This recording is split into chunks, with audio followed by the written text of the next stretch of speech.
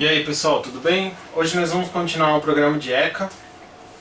Eu fiquei um tempo sem gravar nenhum vídeo, justamente porque eu estava preparando esse material. Eu tive o cuidado de pegar do ponto 8 até o ponto 14, preparando um materialzinho mais resumidinho para mandar para vocês pelos vídeos, né? E eu vou fazer o seguinte, eu vou gravar cada ponto de uma vez, agora. Para não ficar uma coisa extensa, super extensa, você consegue, como se fossem módulos, né? Como se fosse um Lego na sua cabeça, no seu conhecimento jurídico, você ir separando aquilo que te interessa ou não, tá?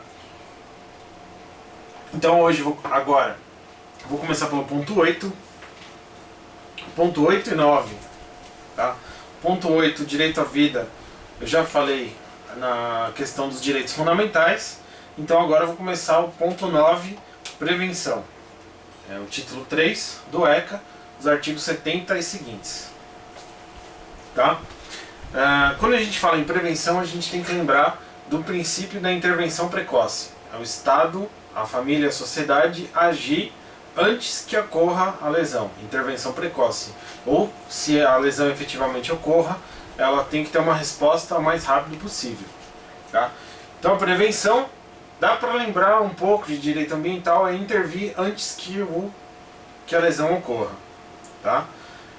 E o que tem de importante para a gente lembrar sobre isso é o acesso a espetáculos e diversões, a classificação indicativa do Ministério da Justiça, que não é uma censura, é uma classificação indicativa. Por ela ser indicativa, ela pode ser dispensável pelos pais. O espetáculo tem que reter uma autorização por escrito, né? Por exemplo, o cinema, o circo, né? Conforme a classificação indicativa, 14 anos, vamos supor, e o pai quiser levar uma criança de 10, ele pode levar, mas o cinema, o teatro, vai ter que reter uma autorização escrita desse pai. E tem a vedação de menor de 10 anos desacompanhado. Tá? Menor de 10 anos desacompanhado não tem jeito. Venda ou aluguel de fitas em VHS. O ECA de 90 ainda não tinha DVD, não tinha Blu-ray, não tinha nada, era só o VHS. Mas dá para aplicar o mesmo raciocínio para DVD e outros tipos de mídia, né? A embalagem lacrada e opaca quando tiver mensagem com conteúdo pornográfico. Isso tem que ficar, vamos dizer, na banca de jornal ou em qualquer lugar onde tenha essa publicação, ela tem que ficar com a embalagem opaca. E o fornecimento de bebidas alcoólicas. Teve uma questão, há uns 2 anos atrás, o STJ disse que não é crime o fornecimento de bebidas alcoólicas.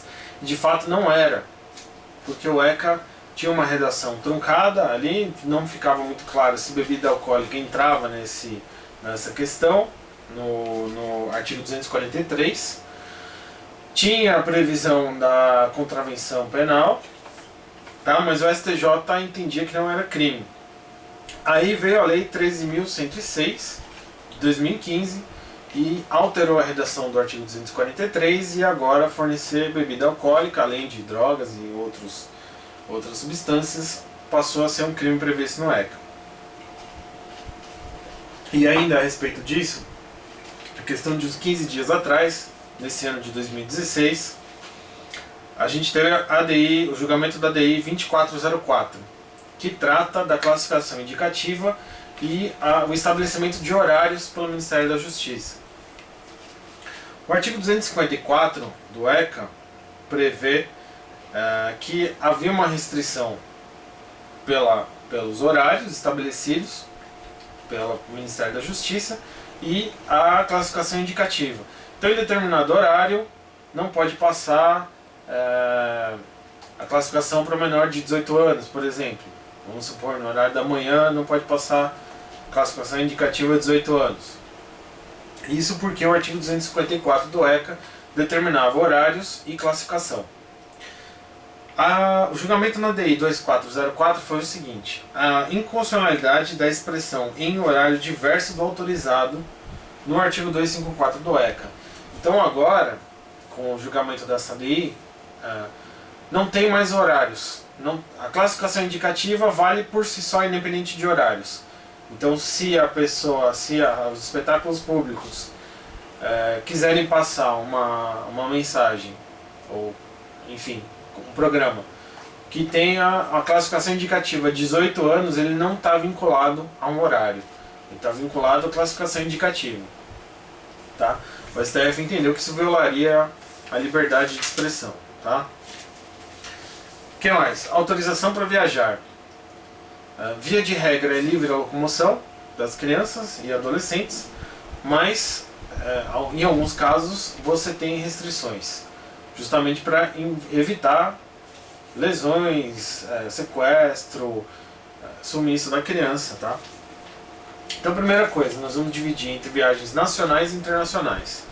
Nas viagens nacionais, o adolescente pode viajar livre e desacompanhado.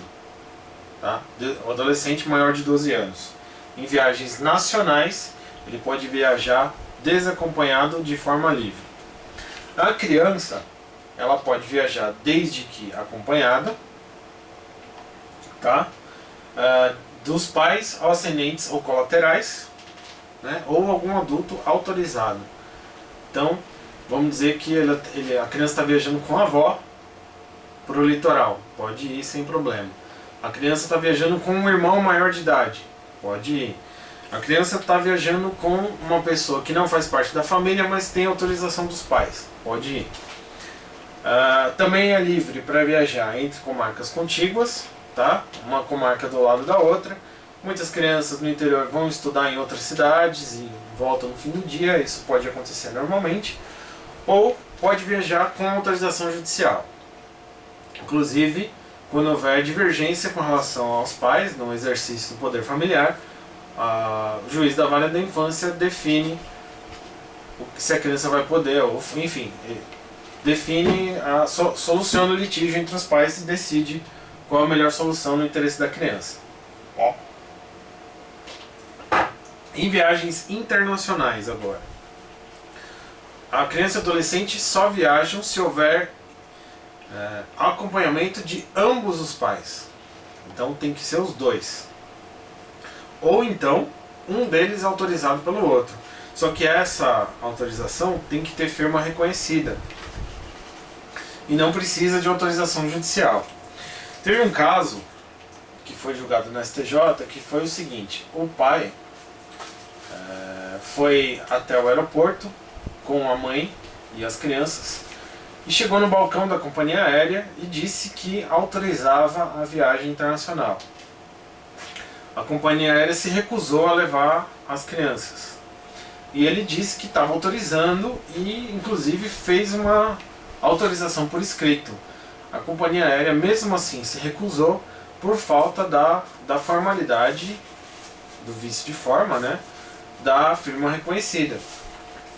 E o pai ajuizou uma ação contra a companhia aérea por conta dessa recusa. Né? Perderam a viagem, enfim, tiveram despesas por conta disso. O STJ, no RESP 1249489, entendeu que a conduta da companhia aérea foi lícita, porque a companhia aérea, no sentido de preservar a eventual violação à criança, exigiu que fosse cumprida todas as formas exigidas pelo ECA, entre elas a autorização com firma reconhecida. Tá? Então essa é uma questão importante, pode ser cobrado numa prova de sentença, por exemplo. A conduta da companhia aérea é lícita e sempre pensando no interesse da criança de resguardar contra um eventual sequestro internacional, uma alienação parental, tá? Coisa que a gente vai ver nos próximos vídeos. Tá bom? Então vou encerrando por aqui, daqui a pouco, ponto 10. Até mais.